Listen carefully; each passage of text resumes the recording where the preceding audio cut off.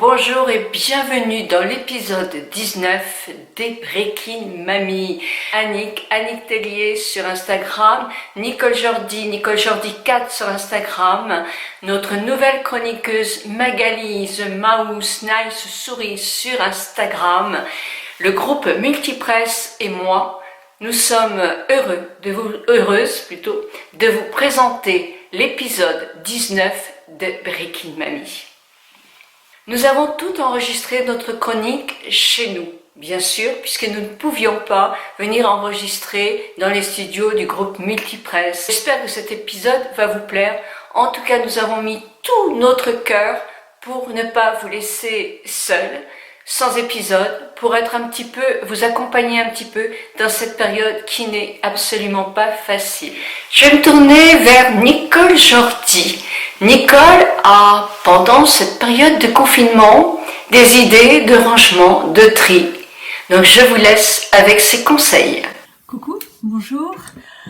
Alors, toute l'équipe de Breaking Mamie, Nicole, Magali, Annick et moi, on a pensé qu'on pourrait vous faire une petite vidéo pour vous dire qu'on pense à vous et que chacune allait venir avec une petite rubrique. Tout le monde en a une, et moi j'ai pensé vous parler de quelque chose qui fait partie quand même de mon mode de fonctionnement et dont je voulais vous parler depuis longtemps. Alors voilà, pendant cette période de confinement qu'on subit tous, plus ou moins bien si on vit en appartement, si on vit dans une maison, si on a des enfants, si on n'en a pas, si vraiment on est comme moi à Paris complètement confiné dans un appartement, il faut s'occuper. Et ce à quoi je pensais, c'était une méthode qui s'applique depuis déjà quelques années, qui s'appelle en anglais le decluttering. Donc vous inquiétez pas, on va vous le marquer, decluttering.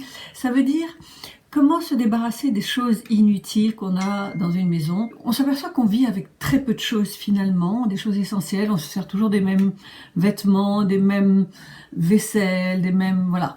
Et moi j'ai commencé à accumuler beaucoup quand je voyageais beaucoup par mon travail, puisque j'étais travaillé à Air France. Et je rapportais des souvenirs de partout qui finalement au bout de 15 jours devenaient des nids à poussière. Et j'ai décidé de ne plus acheter de souvenirs de voyage parce que ça amuse pendant un peu et puis après ça ne fait qu'encombrer nos étagères. J'ai pratiqué ce fameux decluttering, en particulier à la suite d'une opération que j'ai eue et que je suis restée pendant plusieurs jours, les bras le long du corps, les yeux grands ouverts, à regarder le plafond, en me disant mais il fallait que je pense à quelque chose, je pouvais rien faire d'autre. Je me dis bon voilà, quand je vais rentrer, je vais faire ça, je vais vider ça, j'en ai pas besoin. Et finalement, ça a été, quand je suis rentrée, ça m'a donné une pêche extraordinaire pour me donner de l'énergie et vider les choses inutiles. Alors à ce moment, on a du temps.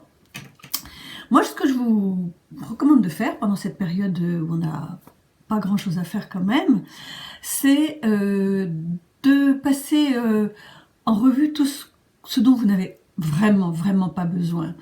Je peux vous assurer que c'est un effet thérapeutique extraordinaire de se débarrasser. Alors quand je dis se débarrasser, ça ne veut pas dire jeter. Moi, je suis pour le reconditionnement. Alors, il y a plein de façons de faire. Il y a sur des associations qui s'appellent donnons.org, Le Bon Coin, Vinted, bref, etc.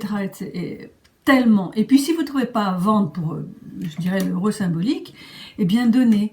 Alors moi, c'est vrai que une des façons par lesquelles j'ai donné pas beaucoup de vêtements et de choses, c'est quand, avec mes voyages, dans le cadre de mon professionnel ou de mon humanitaire, j'ai apporté énormément de choses dans les pays Haïti, Afrique, etc.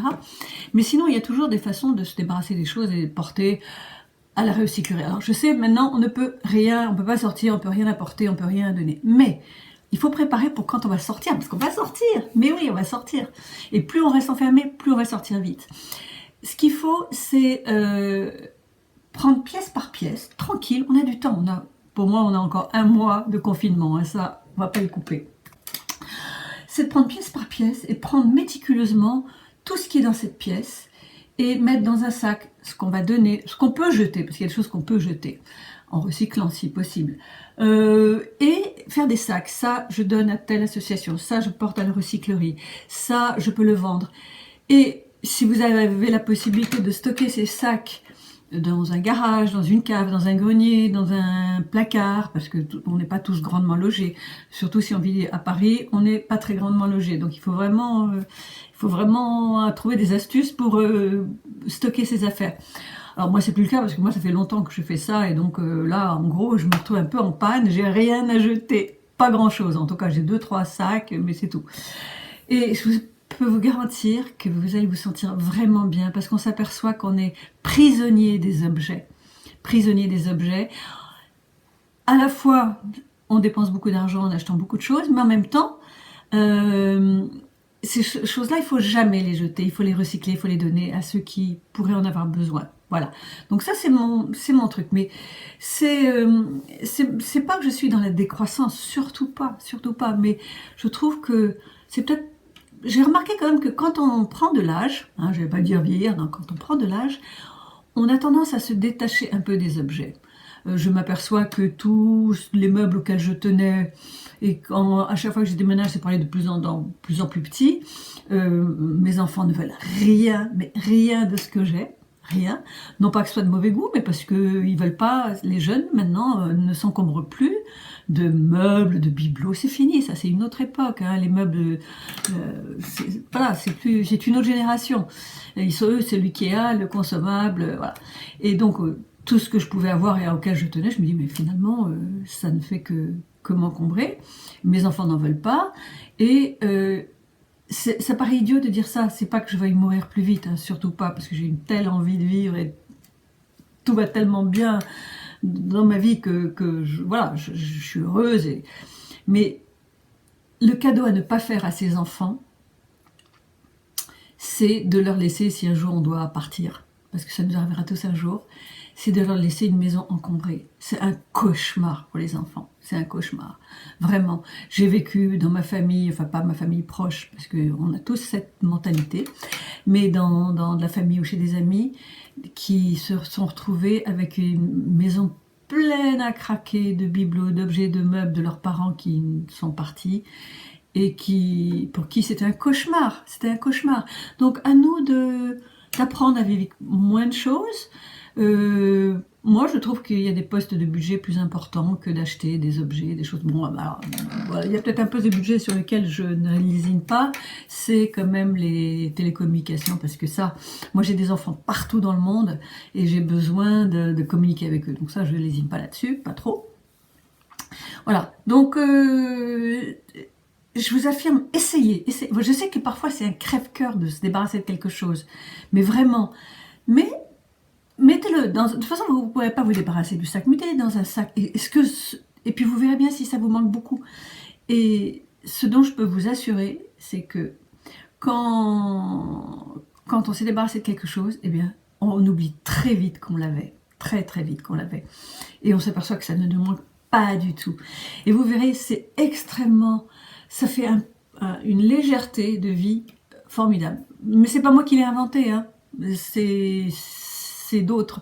Et je vais vous dire, moi, ma technique, c'est de jeter ou de me débarrasser chaque jour d'une chose. Mais alors, quand je dis une chose, c'est pas forcément une grosse chose. Une chose, ça peut être, je vais dans mes dossiers et je vais jeter la facture d'un aspirateur que j'ai plus depuis 2 ans, une garantie qui est plus valable, c'est-à-dire se débarrasser, nettoyer, rentrer dans ses dossiers, rentrer dans ses placards, rentrer dans ses tiroirs à cosmétiques, parce que ça aussi c'est le moment ou jamais de finir tous nos pots de crème et tous nos shampoings qu'on traîne où il y a. Moi je vois chez plein de gens chez qui je peux aller, dans la salle de bain il y a 5 ou 6 types shampoings entamés. Finissons, vidons. D'ailleurs, comme ça on aura moins de courses à faire, on aura moins à sortir, vivons sur nos stocks et débarrassons-nous de tout ce qui ne sert absolument à rien. Voilà.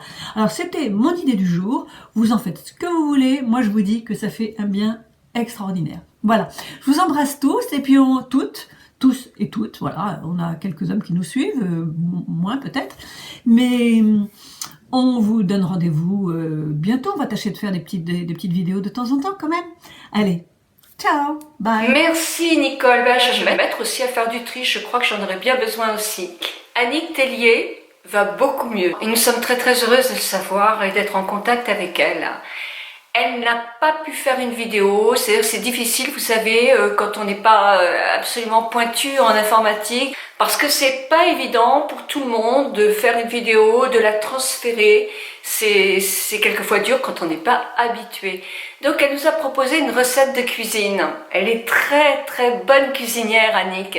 Et ce sont des petits sablés aux amandes ou des petits gâteaux aux amandes. Alors moi, déjà, j'ai envie d'une tasse de thé en votre compagnie et ces petits sablés de Annick Tellier. Oh, regardez comme nous sommes gâtés.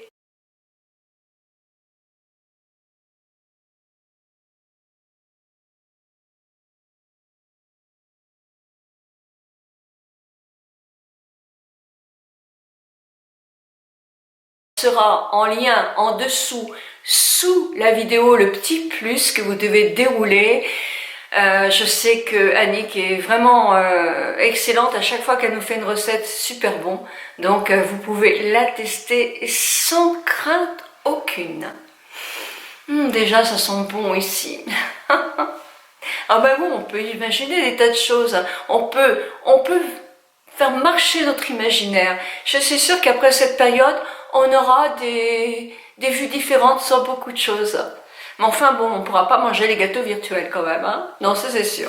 Mais bon, rien ne nous empêche de les réaliser à la maison. Magali, nice souris, Magali the mouse, il y a de la souris partout quand même, qui va nous dire quelles sont les tendances vestimentaires pour cet été. Bonjour à toutes et à tous. Alors c'est une première pour moi aujourd'hui. Je fais désormais partie de l'équipe des chroniqueuses de Breaking Mamie. Alors je m'en souviendrai de cette première, puisque pour cette première je vous ai invité chez moi. L'épidémie est là, donc on va faire comme on peut. Je vais vous présenter les tendances de la mode pour cet été, parce qu'il faut penser à l'après. Et donc, on va commencer un peu à regarder partout quelles sont les tendances. Je suis allée les chercher pour vous. Parmi les tendances que j'ai commencé à trouver pour vous, on a plusieurs choses, des choses qui reviennent, puisque vous savez que la mode est un éternel recommencement. Alors là, ce qu'on voit bien revenir, c'est le style années 90. Le style années 90, souvenez-vous. Vous savez, les petits t-shirts crop top, un peu courts ici. Bon, moi je vous conseille les crop tops seulement si ici, vous n'avez rien à cacher. Ce sera quand même plus joli. Moi, je réserverai ça plutôt pour les juniors. Sinon, dans les années 90, qu'est-ce qu'on avait? Le jean délavé à fond. Alors ça, on va en user et en abuser, puisque ça, c'est facile à porter. Il suffit de l'agrémenter d'une jolie chemise, et ça va tout à fait faire l'affaire pour nous aussi. Quelque chose qui est un peu plus difficile à porter, c'est le jean baggy. Alors là aussi, si vous avez une taille très fine, ça va aller parfaitement. Qu'est-ce qu'on voit revenir? Le cycliste. Oui, vous m'avez bien entendu. Le short cycliste, vous savez, ce petit truc là qui s'arrête au-dessus des genoux, qui est ultra moulant. Alors moi, je vous le conseille de le porter plutôt avec quelque chose de pas trop moulant en haut, une tunique, un chemisier sympa. Et d'ailleurs, c'est une bonne chose puisque le chemisier est de retour sous toutes ses formes. Alors là, moi, je vous en montre un blanc, mais vous pouvez y aller sur toutes les couleurs de cet été. Tous les chemisiers feront l'affaire. N'hésitez pas, ressortez vos chemises et vos chemisiers. Autre chose qu'on voit revenir, regardez ça, le fameux chouchou, celui qui a été détesté ces dernières années, mais que toutes les femmes qui ont des cheveux longs adorent, le fameux chouchou, parce qu'on fait rapidement un petit nœud comme ça, c'est vite fait, ça fait très Mylène Farmer de l'époque, voilà. On y est, donc le chouchou, vous allez en user et en abuser, finalement c'est pas si mal, parce qu'en plus ça n'abîme pas les cheveux, donc c'est une bonne chose. Le chouchou, toutes les couleurs, toutes les formes, il y en a partout. Pour celles qui aiment bien le farniente, vous allez m'adorer, là je le sais, le jogging, oui, je sais, le jogging. Alors pas le jogging tout sale, tout pourri, qu'on a mis au fond du placard, hein. On met un joli jogging, là aussi, avec un chemisier, avec quelque chose d'assez habillé en haut. Mais oui, c'est le grand retour du jogging. Alors là, certaines d'entre vous vont me détester. Le retour, alors je n'ai rien contre les personnes de ce pays-là, mais des sandales d'Allemands. Je vous mets un petit exemple, vous allez voir ça. Vous savez, ces sandales avec des grosses lanières qu'on a tant détestées. Alors, la bonne nouvelle, c'est que cet été, on va les porter avec plein de couleurs, avec souvent des semelles un petit peu épaisses. Alors, puisqu'on parle des semelles, je vais vous en montrer. Regardez, on revient aux chaussures à plateforme. Là, on est en plein dedans. y compris pour des chaussures plates, pas seulement des chaussures compensées, hein. Donc on va porter des chaussures à plateforme de ce type-là aussi pour cet été. Cet été, on va également porter des shorts tout rikiki. Là aussi, il faut se le permettre. Heureusement, il y a une autre tendance qui va être plus facile à porter, c'est le Bermuda. Alors moi, j'ai choisi, là aussi quelque chose qui revient, c'est la combinaison Bermuda. Donc voilà, une combinaison de ce type-là. Et vous voyez, moi j'ai choisi ça avec un Bermuda ici. Et en fait, ça fait un effet jupe lorsqu'on le porte. Ça peut être très joli si on n'est pas très à l'aise avec ce pantalon coupé, parce que le Bermuda, c'est tout simplement un pantalon coupé. Quelque chose d'hyper féminin. Tout ce qui est volant, tout ce qui est froufrou, allez-y, c'est maintenant. Donc en fait, vous allez pouvoir décaler vos tenues, mettre un jean basique avec des froufrous et des volants en haut, par exemple, ou ce fameux cycliste avec une chemise, par exemple, qui aurait quelques volants là aussi et quelques froufrous. Ça sera facile à porter. Encore quelque chose qu'on voit beaucoup apparaître pour cet été, ce sont les manches ballons. Vous savez, là, ça part, c'est plat ici. Je vous mettrai un exemple, hein, ne vous inquiétez pas. Et puis ça recommence en montant comme ça. Alors, soit en version courte, soit en version 3/4 ou longue. Mais les manches ballons, vous n'allez pas pouvoir les éviter cet été. Alors, avec toutes les tendances que je viens de vous montrer là, vous serez au top pour cet été. Alors, vous allez piquer une idée d'un côté, une idée de l'autre et vous approprier la mode. N'hésitez pas à mélanger les couleurs, les matières. Amusez-vous, la mode doit être un amusement. Surtout, n'hésitez pas. Avec tout ce que je viens de vous montrer là, vous êtes au top pour cet été. Alors, je vous dis à très vite pour une prochaine chronique avec Breaking Mamie et je l'espère ailleurs que chez moi, même si je vous accueille avec... Merci Magali. Bah oui, la mode est un perpétuel recommencement, si j'ai bien compris. Ma chronique, j'ai eu envie de vous parler de recettes naturelles qu'on peut faire chez nous pour nous dépanner. Bon, par exemple, vous n'avez plus de démaquillant, alors comment on va faire pour se nettoyer la peau? Catastrophe! Bah oui, on a besoin de se nettoyer la peau. Hein. C'est pas parce qu'on est en confinement qu'on s'occupe plus de soi. Donc des recettes naturelles que vous pouvez faire. Vous prenez 2 cuillerées à soupe de miel. Alors c'est mieux si le miel est un peu liquide, pas forcément avec des grains. On prendra celui à grains plus tard. Le liquide c'est bien, ou alors s'il y a des grains, vous le faites réchauffer un tout petit peu dans le micro-ondes, mais très très légèrement. Hein. Vous prenez le plus liquide, vous ajoutez 2 cuillerées à soupe de crème fraîche. Vous mélangez bien, vous démaquillez, nettoyez votre visage, alors même démaquiller votre visage, vous en avez assez pour le faire. Je dis pour les yeux, je ne sais pas si c'est valable, le waterproof, je ne pense pas.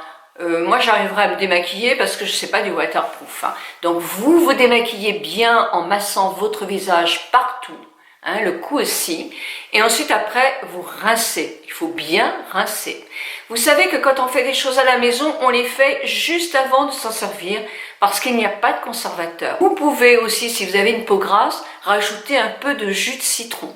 Donc dans cette préparation-là. Ah, vous vous dites, j'ai complètement oublié d'acheter un gommage. Pas grave, il y a de quoi faire à la maison. Un quart de yaourt, demi-sachet de sucre vanillé. L'odeur est à tomber. Et ça, moi je le fais régulièrement. Je trouve que c'est un très bon gommage. Et vous allez prendre une cuillerée à café de miel. Peu importe s'il y a du grain, peu importe s'il n'y en a pas. Vous mélangez tout ça et vous gommez. Évidemment, il vaut mieux prendre un yaourt qui n'est pas trop liquide. Hein. C'est mieux. Donc vous mélangez tout ça. C'est pareil si vous avez que du miel qui est très très très épais. Vous pouvez le faire réchauffer pour faire quelque chose d'un tout petit peu plus liquide, mais pas trop liquide non plus. Si c'est trop liquide, vous attendez un petit moment pour que ça se reconcentre tout ça et vous gommez votre visage. Moi, je me suis fait hier sur les jambes et les mains que j'ai particulièrement sèches en ce moment. Alors, si vous avez les mains très sèches, on se les lave beaucoup, mais du produit qui désinfecte, attention, la peau s'abîme très très très très vite. Donc, abusez de masques et de crèmes, toutes les crèmes que vous n'aimiez pas pour votre visage. Parce qu'il y en a, quelquefois, on fait des mauvais achats. Surtout, prenez-les et usez et abusez de crèmes pour les mains. Nous allons avoir les mains qui vont souffrir. Et si vous avez ce gommage-là, vous pouvez en faire. Alors, évitez les gommages si vous avez la peau très sèche quand même. C'est mieux de crémer un maximum, mettre des gants en plastique et crémer avant pour laisser un peu transpirer dans le plastique vos mains afin que le produit adhère encore plus. Prenez de l'huile, mais moi je trouve que la crème a tendance à hydrater plus que l'huile, donc si vous avez une crème qui n'est pas assez nourrissante, remettez de l'huile et même de l'huile d'olive sur vos mains, protégez-les parce qu'elles vont souffrir. Une recette de masque. Alors vous allez prendre du gel d'aloe vera. Je sais que tout le monde n'a pas du gel d'aloe vera à la maison. C'est dommage parce que c'est super apaisant et hydratant. Donc ça peut être très bien aussi pour vos mains ou même sur votre visage si vous n'avez pas de crème. Une cuillerée à café de gel d'aloe vera à laquelle vous rajoutez 2 cuillerées à café de miel. Alors le miel, pareil, 100 grains c'est mieux quand même, mais pas trop liquide non plus parce que ça va être un masque trop liquide. Donc vous le mélangez. Si c'est trop liquide, vous pouvez l'appliquer sur une gaze et le mettre comme ça sur votre visage. Alors vous évitez, vous faites des trous pour le tour des yeux, parce que ça il faut éviter le tour des yeux, mais vous vous reposez, surtout quand vous faites un masque. N'hésitez pas à vous allonger sur le canapé, à relever vos jambes, à vous mettre 2 compresses. Si vous n'avez pas d'eau de bleuet, tant pis, vous allez faire avec un petit peu d'eau. Mais vous vous reposez, ou un peu de thé très frais sur vos compresses. Vous vous reposez, vous écoutez de la musique, essayez de vous détendre. Tous les moments de détente sont bénéfiques pour la peau, mais aussi pour le moral. Et quand on a le moral, ça, effectivement, vous éclaire le visage. C'est quelque chose de prouvé. Si vous n'avez pas de gel d'aloe vera, vous pouvez aussi mettre que du miel sur votre visage. Il y a un côté apaisant, un côté nourrissant, mais un côté antioxydant aussi qui est vraiment très très important. Si vous avez la peau hyper fragile qui réagit toujours, vous faites un petit essai là pour voir effectivement si votre peau réagit d'une manière normale. Et puis n'hésitez pas à en mettre aussi sur vos mains, c'est très très important. Voilà. On a un petit bonus sympathique, mes amis. Michel, mon mari, oui, ben je le prête pour cette émission, mais juste pour cette émission, nous a lu un livre qu'il a adoré. Et moi, je peux aussi vous dire que je commence ce livre et que j'ai du mal à m'en détacher. Un livre qui s'appelle Miroir de nos peines de Pierre Lemaitre. Pierre Lemaitre, il avait obtenu le prix Goncourt il y a quelques années avec son roman Au revoir là-haut, qui a fait l'objet d'une adaptation cinématographique particulièrement réussie. Et là, c'est le troisième volet qui se déroule non pas pendant la guerre de 14, mais au début de l'exode de la guerre de 1940. Et c'est le destin croisé de quelques personnages qui sont partis sur les routes et qui vont se retrouver à la fin du livre à un endroit particulier. Et donc on assiste pendant environ, je vais vous dire, 500 pages, à ce qui leur arrive, à leurs péripéties. Les personnages sont très bien décrits, très fouillés, très attachants, très intéressants. Et je vais vous dire 500 pages, vous allez dire c'est un peu long, mais ça se lit un peu comme un thriller. Le seul risque, c'est que si vous commencez ce livre, vous n'allez pas pouvoir vous empêcher d'aller jusqu'à la fin et très rapidement. Donc c'est un très bon moment.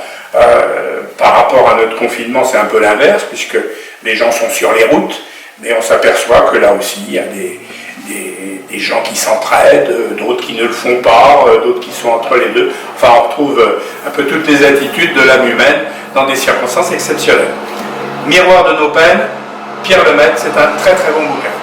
Voilà la fin de notre épisode 19 des Breaking Mamie. J'espère que cet épisode va vous distraire, vous faire plaisir, autant que nous avons eu de plaisir à enregistrer nos vidéos, à vous donner nos conseils pour vous. Nous le faisons pour vous, parce que vous êtes précieuses, vous êtes une communauté formidable, vous êtes de plus en plus nombreuses à suivre nos émissions, et on a envie de vous remercier, mais vraiment de tout notre cœur, en étant présentes. Nous sommes présentes sur nos blogs, sur nos chaînes, sur nos Instagram, pour vous. Avant de terminer mes émissions, je voudrais remercier de tout cœur, toutes les personnes, soit le personnel médical, les vendeuses, les facteurs, les caissières, les assistantes sociales, tous les gens qui vont travailler, et aussi de tout notre cœur parce que ils sont en contact avec ce méchant Covid-19. Je sais que certains partent la trouille au ventre parce que je reçois beaucoup de messages. On leur est hyper reconnaissant et j'espère qu'après, on se souviendra de tout ça. Il le faudra. En tout cas, déjà, en restant confinés, en étant très sérieuse, je suis sûre que nous contribuons à leur rendre service et à sauver quelques vies. Merci au groupe Multipresse. 1000 bisous à vous toutes et à vous tous. Prenez bien soin de vous.